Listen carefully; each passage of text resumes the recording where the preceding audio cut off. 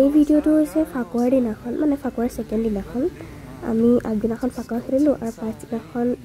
গ'লোঁ মানে মেলা চাবলৈ যেহেতু কলিয়াগোসাঁই থানত মেলা হৈ আছিলে 2-3 দিনৰ কাৰণে তাতে গ'লোঁ তাত বহুত মানুহ আছিলে যাৰ কাৰণে আমি একো কিনাও নহয় ভালকৈ চোৱাও নহয় খোজেই কাঢ়িব নোৱাৰিলোঁ তাতে মই চাপৰো যে সেইকাৰণে চাই মেলি গুচি আহিলোঁ লগতে ক'ৰবালৈ গ'লে আৰু কিবা এটা নহ'ব সেইটোতো নহ'বই